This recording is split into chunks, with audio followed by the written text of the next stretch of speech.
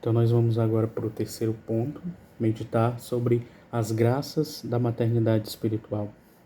Então os filhos que são gerados por nós, os filhos que vêm a nós, eles não devem ser retidos por nós, mantidos por algum tipo de apego, mas nós devemos ter por eles, querê-los bem com afeto e com responsabilidade.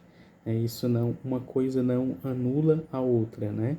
Nós vamos meditar sobre esses dois pontos, né? Primeiro, sobre essa questão de querer bem com afeto, né? Eles devem ser queridos com afeto. Porque nosso estatuto diz que o amor materno evangelizador, ele sabe, ele deve promover o melhor do outro, né? Então, nós não precisamos temer ter afeto para com esses filhos, né? Que eles se sintam amados, se sintam pastoreados de um modo efetivo e também afetivo, né? O que se está dizendo aqui é na questão de não exceder aos apegos, né? Isso não é sinônimo de melindres, de melosidade, é esse tipo de coisa, né? Que não faz parte do amor materno evangelizador, né? Mas é a manifestação da ternura, da proximidade, da compaixão, isso é próprio desse amor materno, né? Então, por quê? Porque a alma do anúncio é o amor e a compaixão, né? Quando Deus mandou o missionário por excelência, que foi Jesus, né? Deus amou tanto o mundo que enviou o seu Filho único, e ele amava com compaixão, né? O povo, a gente vai ver que no Evangelho diversas vezes vai dizer que Jesus olhou com compaixão, teve compaixão. Então essa compaixão faz parte desse amor materno evangelizador, né? Como eu dizia, o mundo hoje fala muito em empatia, né? Se colocar no lugar do outro e tal, mas para nós há uma palavra que é muito mais profunda do que a empatia, que é a compaixão, né? Que é sofrer a dor do outro, que é sofrer com o outro. Então, é um amor que ama sim, né? Nós somos chamados a ter essa compaixão com os nossos filhos gerados, né? Porque Jesus, por exemplo, né? Tem uma passagem que diz que Jesus olhou para a multidão, né? E se compadeceu porque eles eram como ovelhas sem pastor. E Jesus ali foi ao encontro dessa necessidade. Então, Jesus tinha essa compaixão, né? Então, também nós somos chamados a ter esse olhar compassivo para com os nossos filhos, né? É claro que aí não nos basta, né? É um ato, né? Deus é amor em ato, né? Dizia um santo, que eu não me recordo agora o nome. Então, não é só a palavra, né? É um amor que vai além da palavra, né? Para isso, a gente pode tomar como exemplo, por exemplo, né? Uma pessoa que se apegou mais à palavra do que ao amor, o profeta é Jonas, né? O padre daqui, que tem um padre aqui italiano, ele que diz: Jonas, o profeta é destrambelhado. Todas as vezes ele fala isso, Jonas, né? Mas Jonas foi essa figura um pouco controversa, né? Porque ele pareceu se apegar mais à palavra, porque ele se irritou quando o povo de Nínive se converteu e o castigo de Deus, a mão de Deus não pesou contra Nínive, né? Então ele amou mais a palavra do que propriamente o povo, né? E Deus precisou mostrar para ele, né, através daquele episódio da mamaneira, né, que ele se sentiu ruim porque ela nasceu e depois morreu, né? De manhã morreu. E Deus não ia se compadecer daquele povo, né? Então não nos basta ter a palavra, é preciso ter o amor, né? Como pregador, nós deveremos ficar felizes pelo povo, né? Quando o povo é salvo, quando o povo é atendido, né? E não propriamente apenas pela palavra, né? Então, nós devemos manter esse laço com essa parcela da humanidade que o Senhor nos confiou, né? Então, nós não precisamos ter medo, né, de viver essa ternura para com o nosso povo. E aí, como é que a gente vai expressar essa ternura para com o nosso povo, né?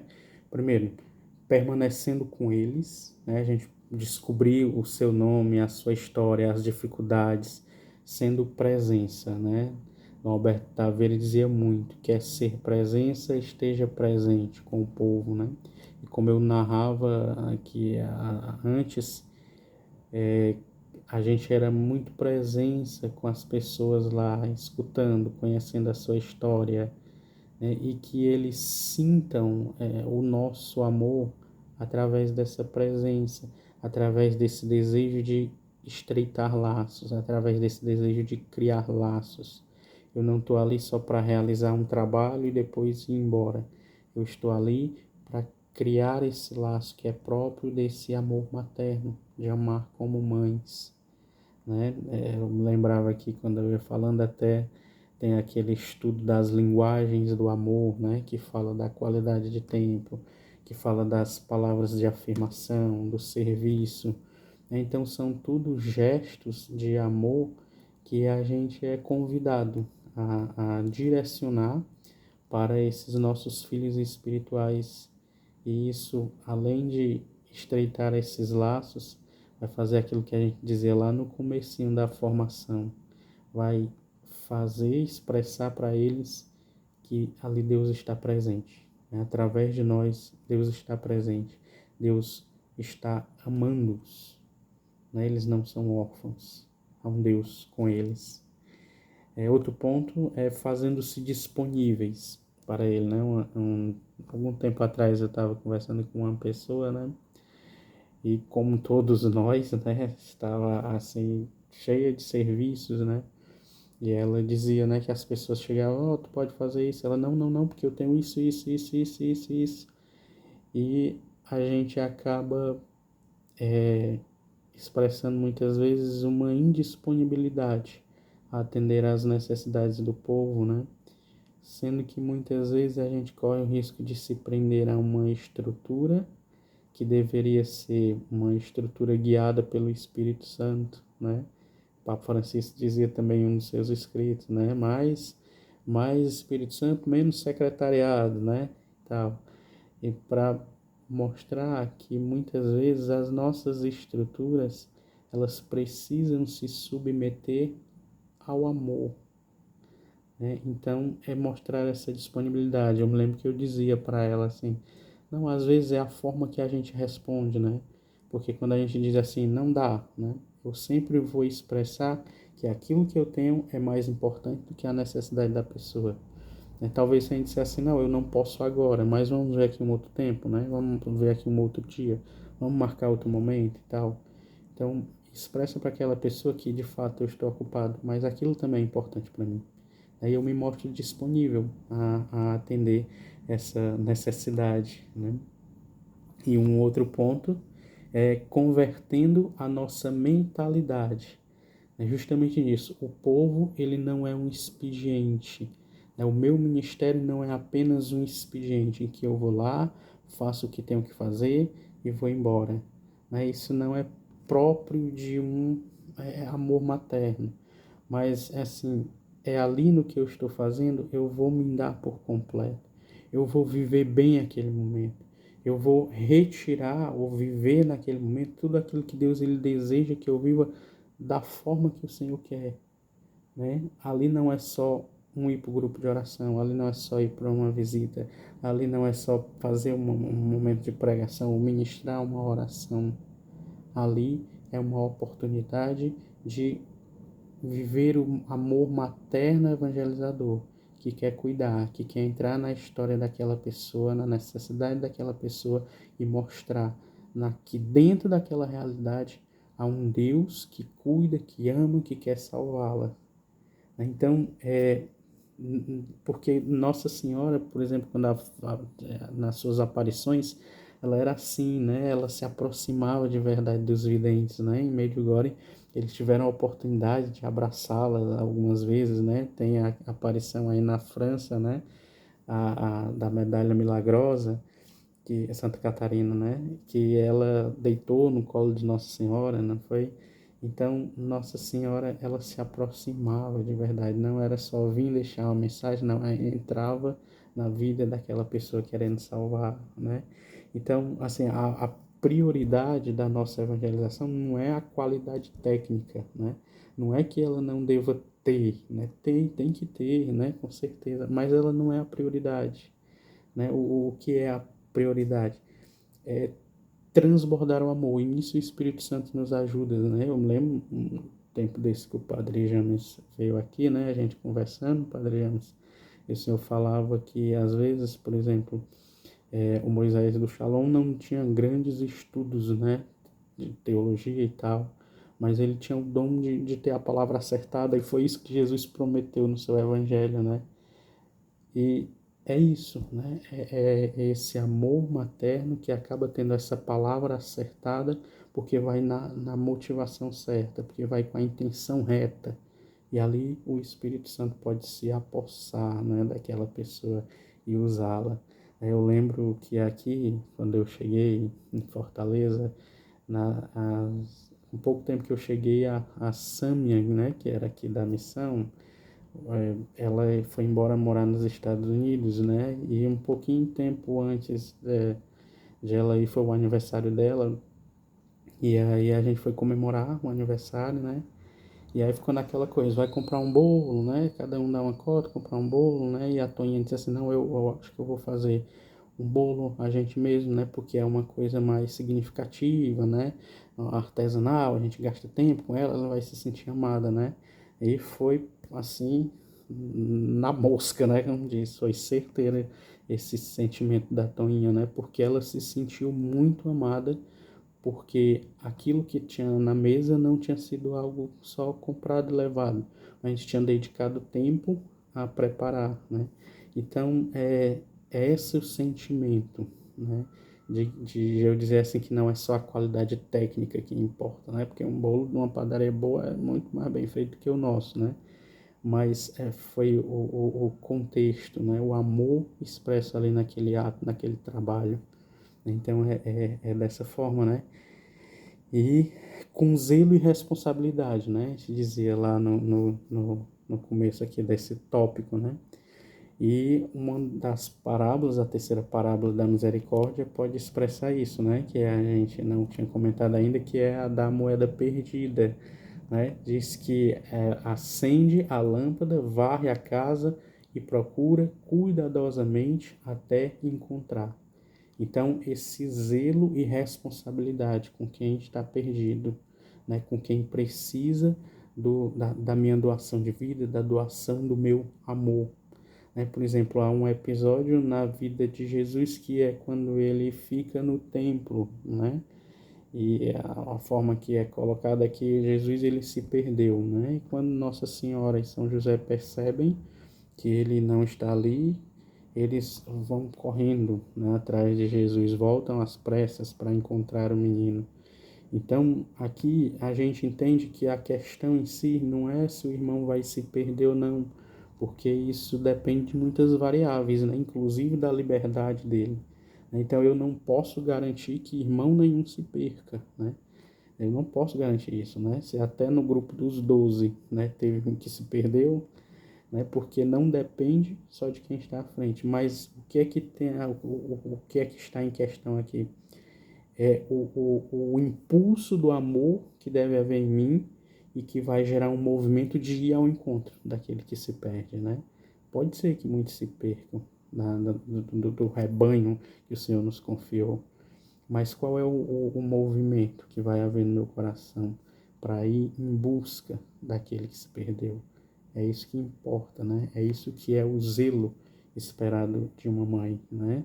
Uma mãe com muitos filhos, cada filho é de um jeito diferente, mas ela tá ali querendo amar, querendo cuidar e querendo que todos eles deem certo. E para isso ela faz o que preciso for, né? E falando em fazer o que preciso for, o quarto ponto é justamente o martírio materno. É porque o amor materno é exigente? Sim, muito exigente, né? A porta é estreita?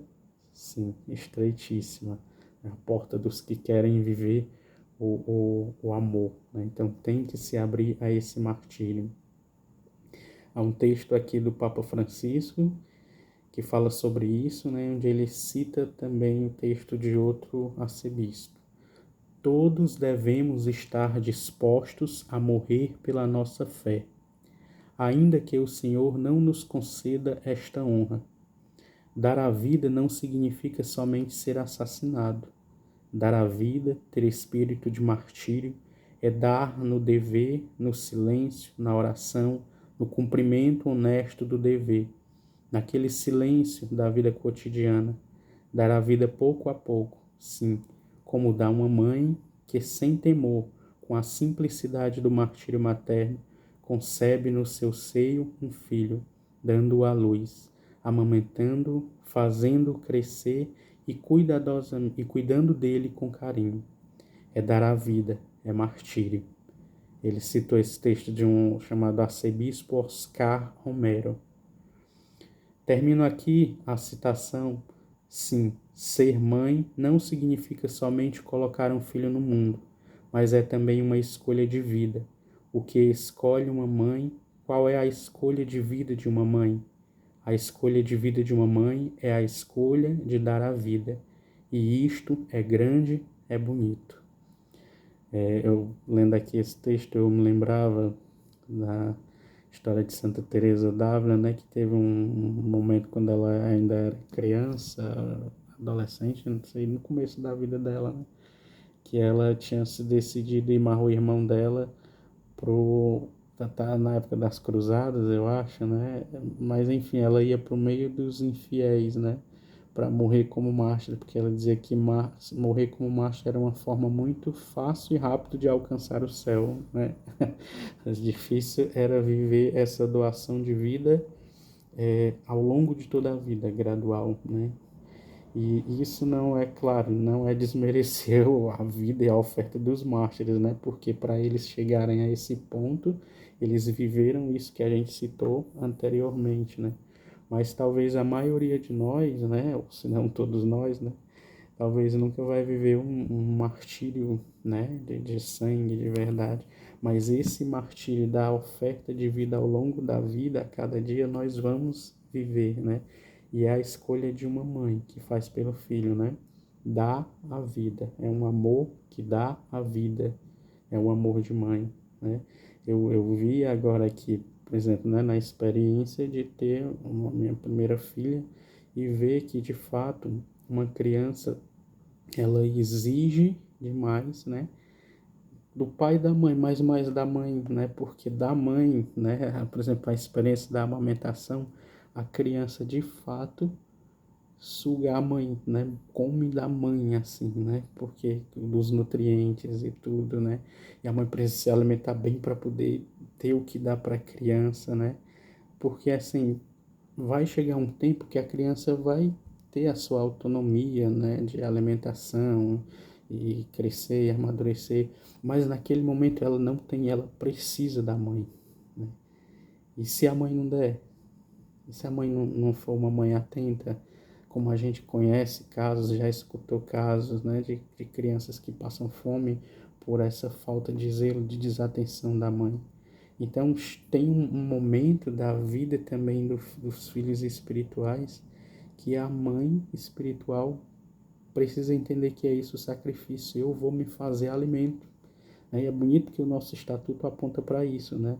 Nós nos fazemos outras hóstias, não para sermos adorados, mas para nos partirmos e repartirmos, para darmos aos nossos filhos, né? Nesse martírio materno que nós somos chamados. Então, é natural para nós, né, a nossa natureza decaída, nós querermos sempre a comodidade, a zona de conforto, que é cômodo, mas o bem, ele é sempre muito exigente, né? Assim, Eu estava pensando, né, quando eu li aqui esse texto, assim como a fé, ela vai estar sempre na zona assim desconhecida, porque eu não vejo, né? Eu acredito sem ver.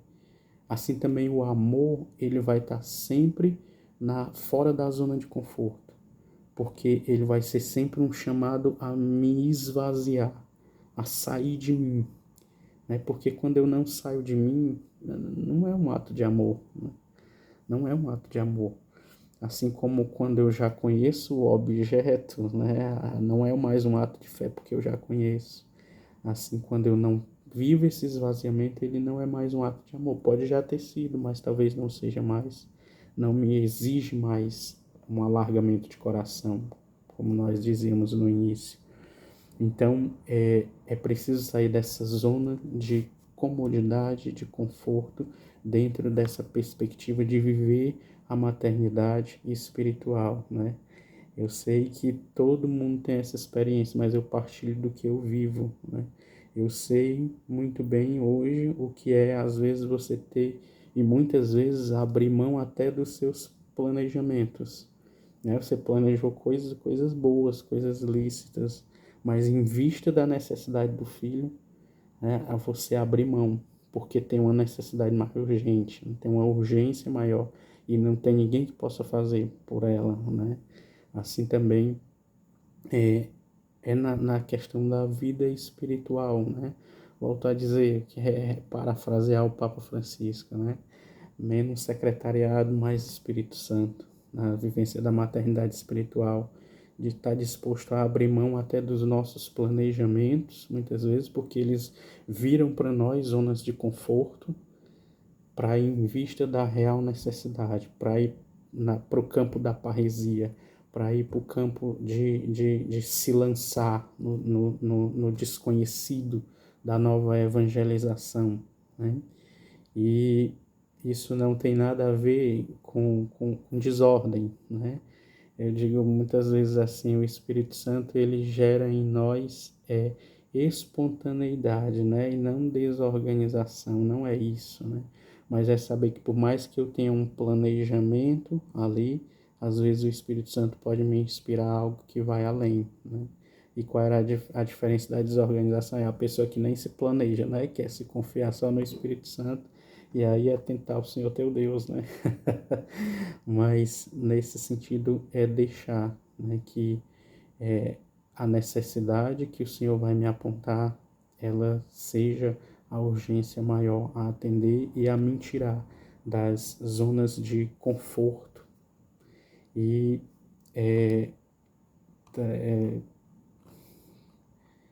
eu lembrei aqui de uma história, né? Tinha anotado aqui, né, a respeito disso, né? Desse martírio, dessa oferta que às vezes nos custa, como dizia o padre Jonas, né? O sangue, o suor e a lágrima. Eu lembrei que no retiro dos responsáveis locais, no ano passado, a gente meditava em cima de uma história de um cardeal que passou muito tempo preso e quando ele saiu, quando ele foi finalmente liberto, né? Uma repórter perguntava para ele como é que ele se sentia tendo passado tanto tempo preso sem poder servir a igreja, né? Aí ele dizia que quem trabalhava pela igreja fazia muito, quem rezava pela igreja fazia mais e quem sofria pela igreja fazia tudo, né? E para mim isso se encaixa muito bem nessa realidade, né? Porque qual é a parcela de igreja que o Senhor me chamou a servir, né? Ninguém consegue servir a igreja universal, a igreja toda, né? Deus nos direciona, é uma parcela de igreja, né? Para nós é o carisma Rainha da Paz e dentro disso há uma subdivisão, que é a missão que nos foi confiada ali, né? Onde nós vamos ter esse contato pessoal com a pessoa. Então, aquela parcela de igreja, né, eu sou chamado a trabalhar por ela, a rezar por ela e a sofrer por ela, né? Se eu quero dar tudo, eu sou chamado a sofrer por ela, né? Tá começando a chover aqui, não sei se o barulho vai atrapalhar, porque onde eu estou não é forrar, mas nós já estamos terminando, tá bom? Então, o bem para nós, né? criaturas feridas pelo pecado será sempre difícil, árduo e exigente, né? É por isso que Jesus dizia que o reino dos céus é para os violentos. E nós devemos entender isso, né? Que na vivência desse amor, para nós como Carisma Rainha da Paz, amor materno evangelizador, é preciso que haja sempre essa violência de coração, que nos faz sair dessa zona de conforto, né?